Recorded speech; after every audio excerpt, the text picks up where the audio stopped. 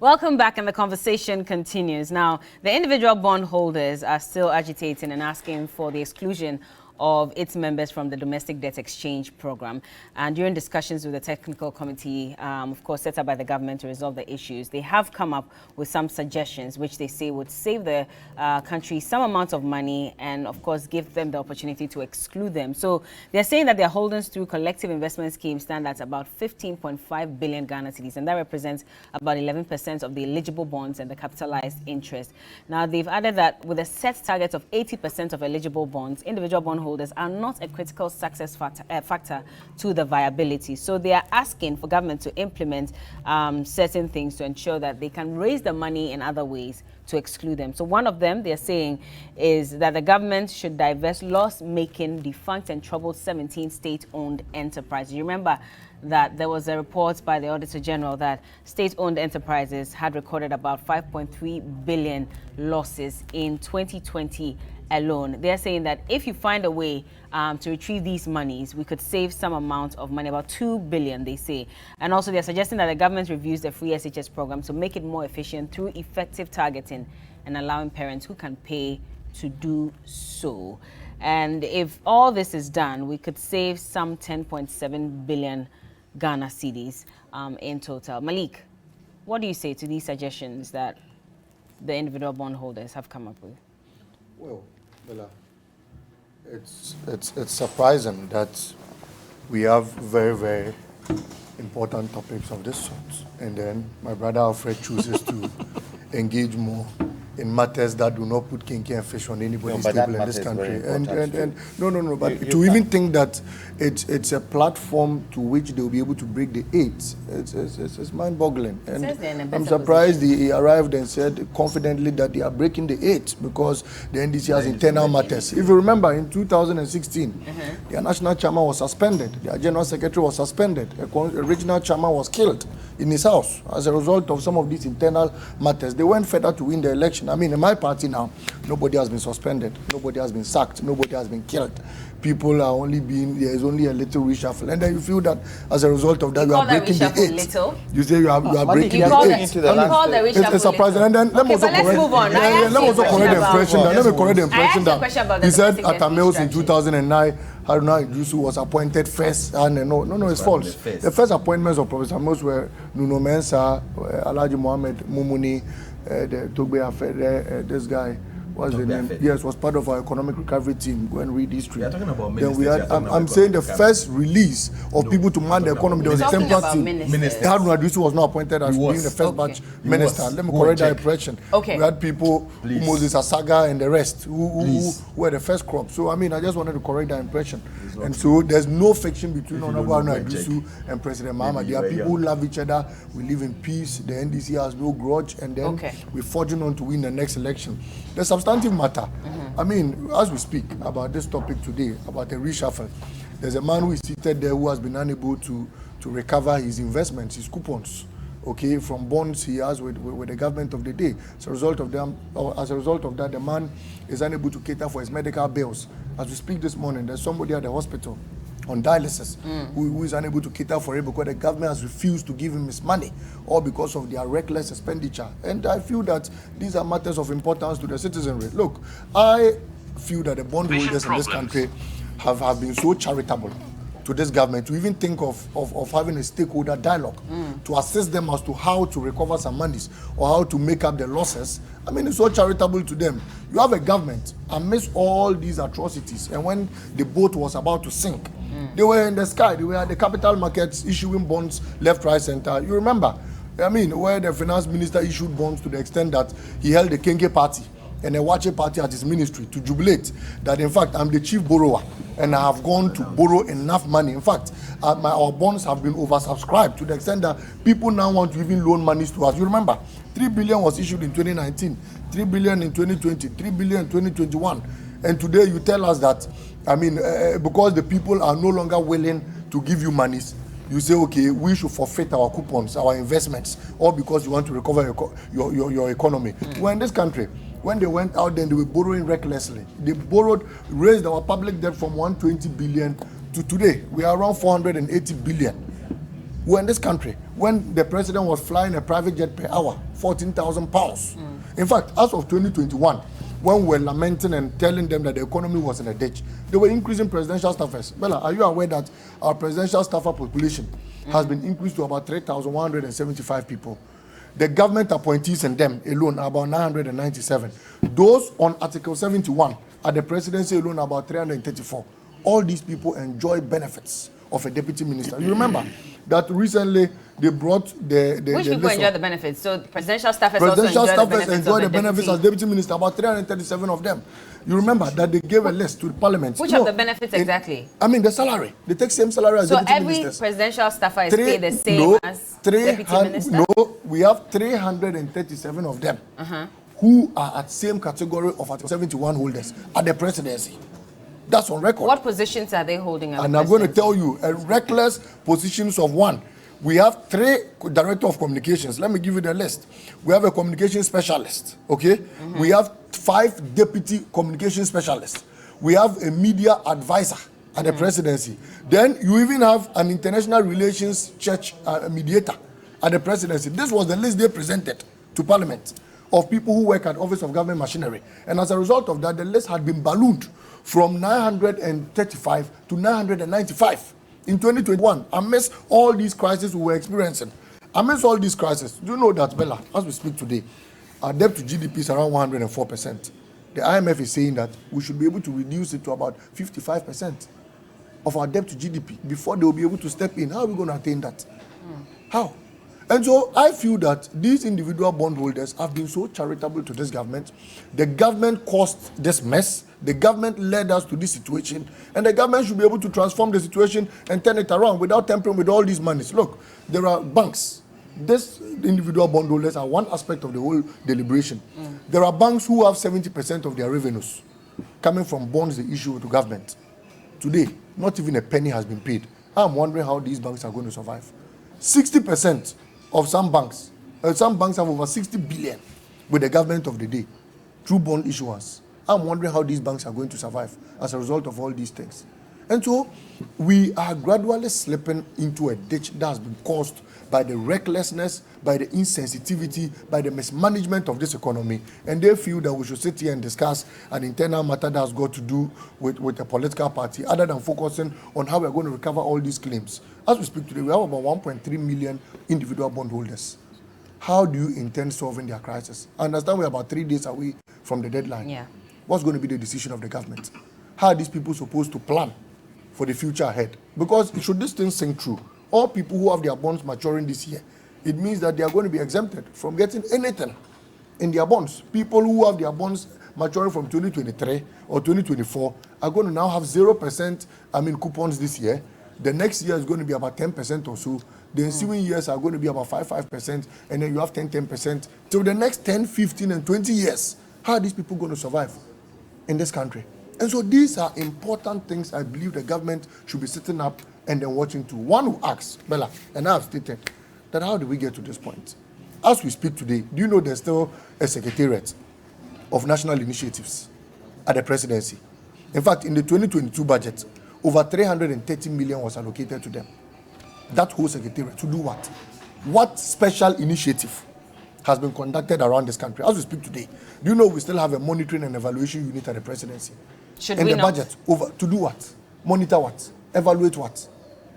Evaluate what? Every ministry has a monitoring unit and an evaluation unit. Every ministry in this country, including district assemblies. So what are they supposed to monitor? Or what have they been monitoring? But a whooping 300 million has been allocated to them. To do what? As we speak today, amidst all these crises, the government is still forging on with a $445 million cathedral project. Well, they've been advised to put that on hold. We're yet to hear from them. As a result of investigations, as a result of one man who now has about 5 identities, and as a result of those investigations, they've been asked to go on hold, at least in the interim, so that investigations are conducted. That has nothing to do with the president's intention of pumping that amount of money into its construction. And I'm even told, reliably told and informed, that the amount has ballooned to $1 billion. The amount for what? The cathedral? For the cathedral has been ballooned to $1 billion. You've been told by who? I've been told on documents that have been presented. Because remember, that as we speak today, buildings that they broke down at these cathedral areas are yet to be constructed.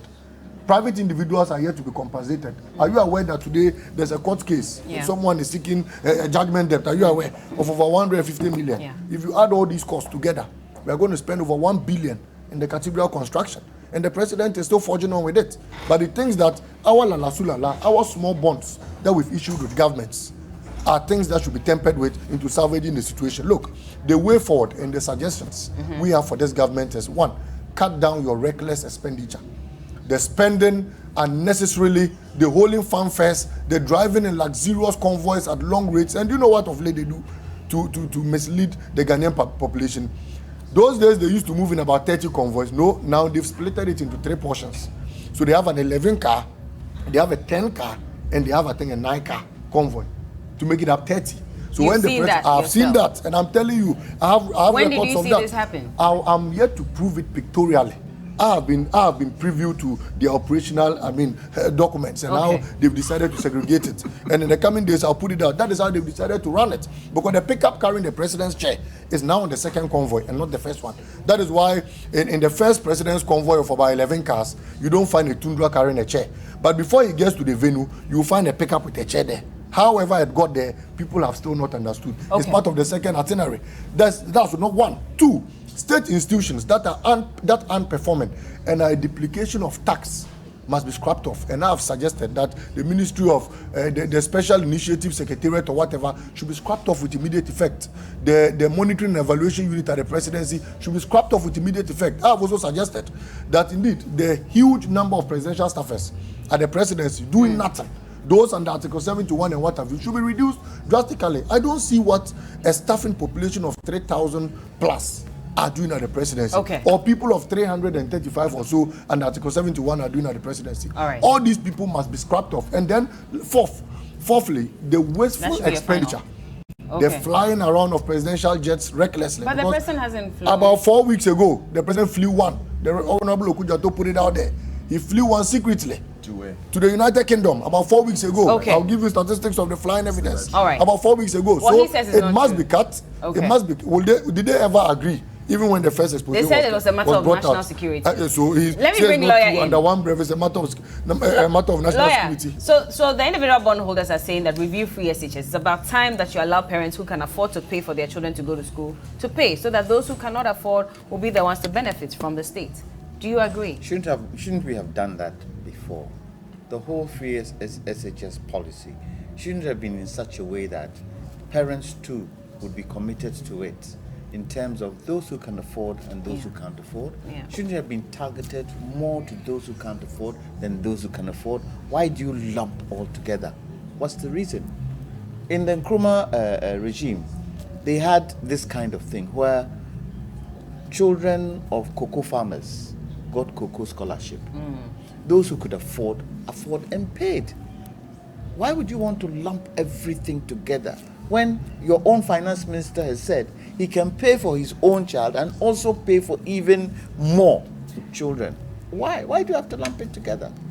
Look, Bella, one of the things that disturbs me is the fact that when you look at this restructuring, the government is backloading. How are they doing that? Backloading the debt. What did they say? 2028. Isn't that the date they give us? 2028. Which one of them will be in power? Which one of them will be in power? Will the finance minister be in power? Will President Akufo-Addo still be president? So you are moving the creation of the debt, which we are part and parcel of with mismanagement of the economy, onto another government, instead of looking at the how physical stability can help you solve some of these issues. And you see, on the fiscal stability bit, when you look at the DDE and the fiscal stability bit, the fiscal stability bit is a much harder process to take, because what you're just talking about, education, National Cathedral, cutting down on your ministers, cutting down on some of the projects. It's fiscal because you feel that if you do that, it would affect your chances in the next election. And so far as I'm concerned, what the MPP is doing today with this particular thing goes down to the elections 2024. Period. It's nothing more than that. And I find it quite intriguing that the interest within the MPP is the next election. It stands out more than actually looking at what people are going through. And you're saying this based on? By their actions. By their actions. Wouldn't you actually look at how you can get physical stability first? And some of the things you can do to get physical stability, and some of the things you can do to get physical stability, so far as you are looking at it, can affect your party. But do it and let us see. Bring it out and let us see. Let us discuss these physical stability things that you can bring in and cut, and hear what Ghanaians will say.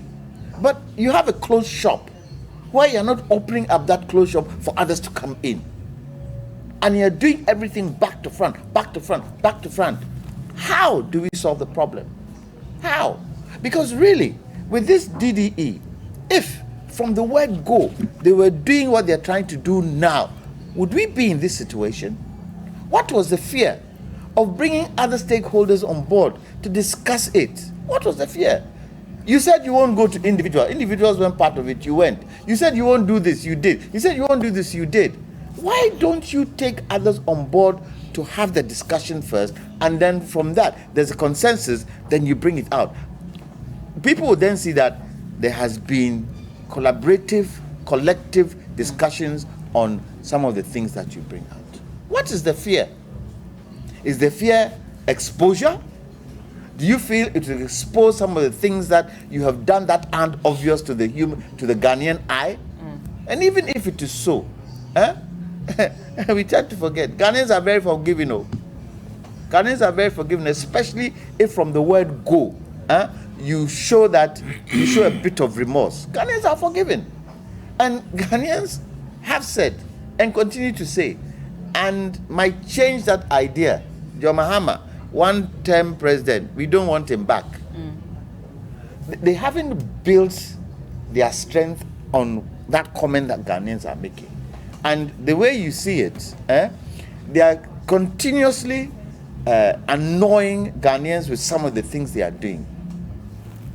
It's going to make the election very competitive for them because they are not collaborative.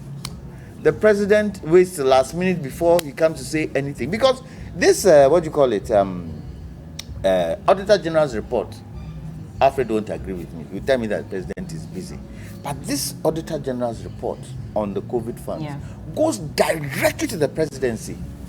Directly to the presidency. And I was expecting, if for nothing at all, the president will say, look, with what the Auditor General has brought out, we need to actually go into it and break it down.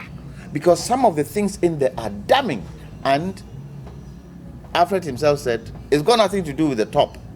It's got to do with the middle management. The finance ministry even put out a statement where they said they also follow the procedures in disbursing the funds. I am referring to Alfred because I've been on other platforms with him, other platforms where he said what he said to you. And what we said it to the general public when we were discussing. Yes, I can refer you. Look, you were saying that what the finance minister said. They put out a statement where they said that their job was to disburse the funds. They did that rightly to the institutions, but then they have seen the statement and they'll do something about it to ensure that everybody who mismanaged the funds. The finance ministry's responsibility is to disperse funds and to monitor how the funds are used. They were giving the excuse that we went to Parliament. Parliament gave us the chance. They passed it. But your responsibility is to show, to see how that money is used, the expenditure, how that expenditure is handled, and it's up to you to make sure it is done right. Look, when I was vice chair of PIAC, oil revenue will go into will go into the regions for particular projects. You get there, the money is used for something else because there's no monitoring from the Ministry of Finance of how the money is used, because you say it's up to the local people to monitor it. If the money is going to be used to pay others, the project is not going to be done. Whose fault is it? Okay. Whose finger do you point at? Let me bring Alfred in to respond to this, because the individual bondholders have given you ideas. I mean, ideally, like what Malik is saying, you shouldn't even wait for these ideas before you know where you can find monies from so you can exclude them. Okay. But do you agree with what they have said, and are you going to implement some of these ideas they have? First of all, I issue a suggested? disclaimer on what Lawyer Jantua mentioned my name in. I don't know anything But about I was with you on. Oh, lawyer, when you were talking, I was quiet. You were quiet. And secondly, You I don't want know to accept that, what you have said. Malik is doing this. He's the deputy communication, so he has to issue his propaganda for them to see. But what's propaganda about? Getting to that level. What's propaganda Hold on, about Malik, them to please, GBC at please, we don't have 104%? time. So he will definitely come and name over 3,000 presidential staffers. He hasn't got any That's in proof. your document. He hasn't got any You proof. provided it to Parliament. He's come to say so many things that some presidential 300 and something presidential staffers are getting the salary of a deputy minister. It's not true. There are so It's many not things. true. It's not true. There are so many things that he said that out. Put it aside. But coming to the main issue, you see, this thing has gone on over and over and over again. It's been a long haul, and I believe that by 31st it would end. We are grateful to the Bankers Association of Bankers, GAP. We are grateful to the Insurance Association, and we're also grateful to the individual bondholders who had the time and the wherewithal to sit with the government to make sure that they collaborate for a successful end to this. We see light at the end of the tunnel, and it's good for us because it's good for the nation.